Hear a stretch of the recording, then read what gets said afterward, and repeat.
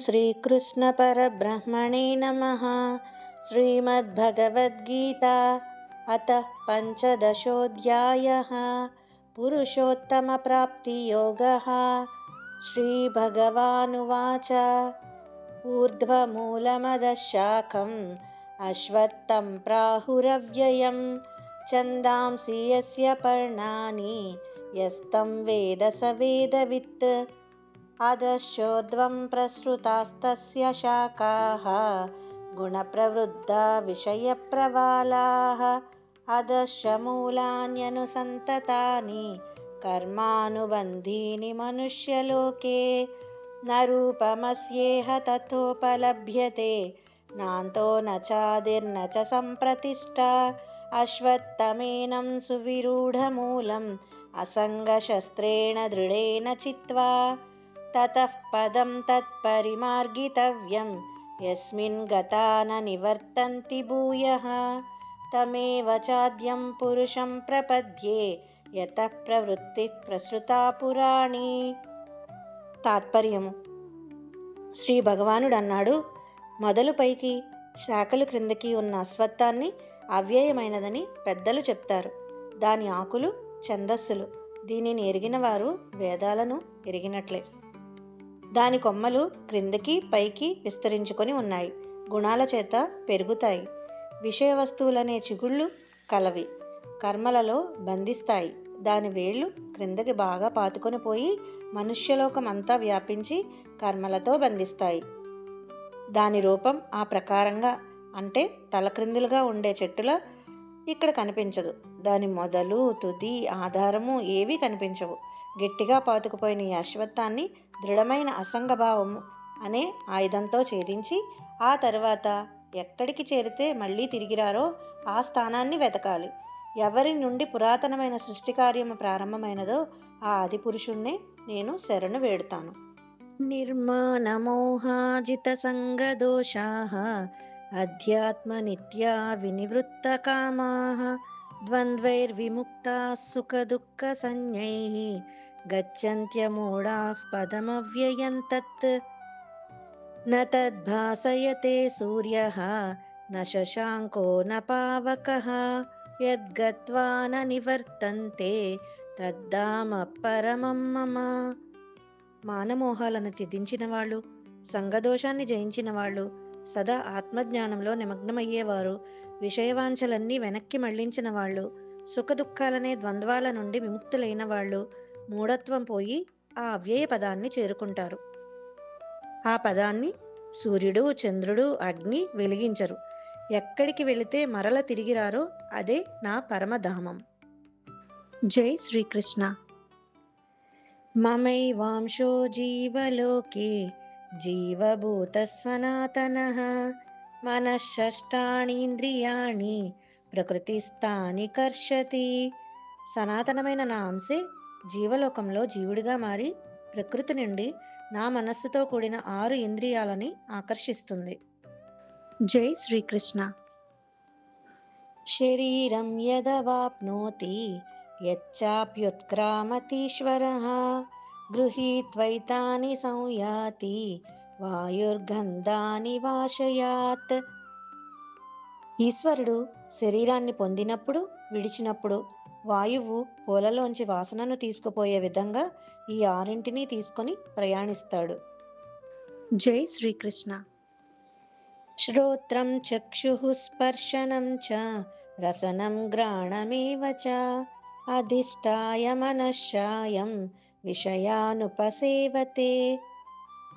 చెవి, కన్ను, చర్మము, నాలుక, ముక్కు, మనస్సు వీటిని అధిష్ఠించి జీవుడు విషయాలని అనుభవిస్తాడు. జై శ్రీకృష్ణ. ఉత్క్రామంతం స్థితం వాపి భుంజానం వా గుణాన్వితం విమూఢానానుపశ్యంతి పశ్యంతి జ్ఞానచక్షుషః.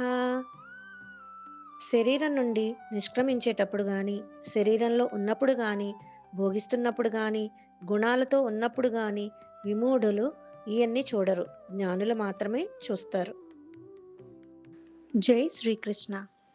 యతంతో యోగినశ్చైనం పశ్యంత్యాత్మన్యవస్థితం యతంతోప్యకృతాత్మానః నైనం పశ్యంత్యచేతసః.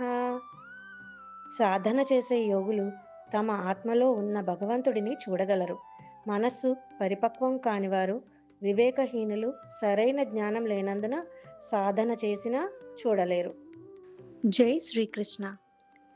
యదాదిత్యగతం తేజః జగద్భాసయతేఖిలం యచ్చంద్రమసి యచ్చాగ్నౌ తత్తేజో విద్ధి మామకం. తాత్పర్యం: జగత్తునంతటినీ వెలిగించే సూర్యుడిలో, చంద్రుడిలో, అగ్నిలో ఉన్న తేజస్సు ఏదో అది నాదని తెలుసుకో. జై శ్రీకృష్ణ. గామావిశ్య చ భూతాని ధారయామ్యహమోజసా పుష్ణామి చౌషధి సర్వాః సోమో భూత్వా రసాత్మకః. తాత్పర్యము: భూమిలోకి ప్రవేశించి ప్రాణులందరినీ నేను నా శక్తితో భరిస్తాను. ఇంకా రసాత్మకుడైన చంద్రుణ్ణి అయ్యి ఓషధులన్నింటికీ పుష్టినిస్తాను. జై శ్రీకృష్ణ. అహం వైశ్వానరో భూత్వా ప్రాణినాం దేహమాశ్రితః ప్రాణాపానసమాయుక్తః పచామ్యన్నం చతుర్విధం. తాత్పర్యము: నేను వైశ్వానరుణ్ణి అయి ప్రాణుల శరీరాన్ని ఆశ్రయించి ప్రాణ అపానములతో కలిసి 4 రకాల అన్నాన్ని ఆరగిస్తాను.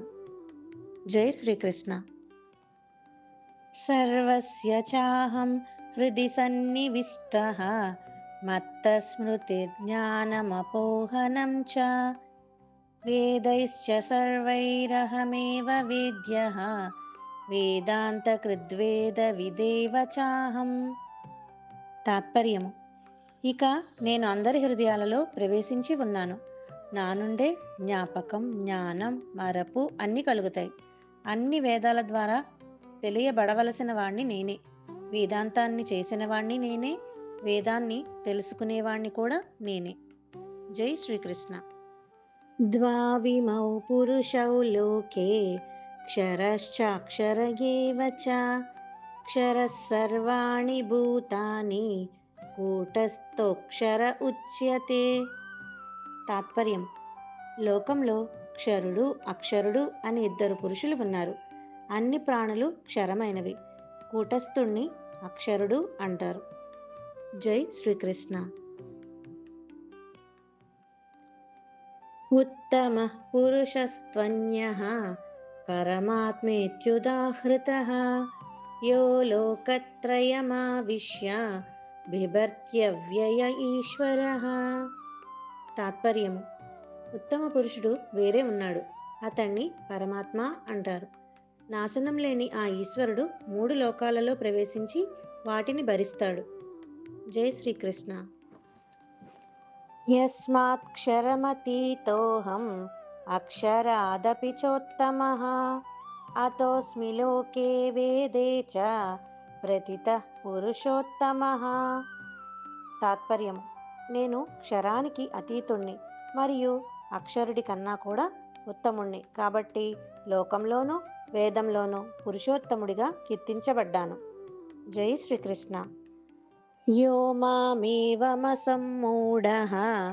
జానాతి పురుషోత్తమం స సర్వవిద్ భజతి మాం సర్వభావేన భారత. తాత్పర్యము: అర్జున, పురుషోత్తముడైన నన్ను ఈ విధంగా ఏ జ్ఞాని తెలుసుకుంటాడో అతడు సర్వము తెలిసిన వాడై అన్ని విధాలుగా నన్ను సేవిస్తాడు, అంటే పొందుతాడు. జై శ్రీకృష్ణ. ఇతి గుహ్యతమం శాస్త్రం ఇదముక్తం మయా నఘ ఏతద్బుద్ధ్వా బుద్ధిమాన్ స్యాత్ కృతకృత్యశ్చ భారత.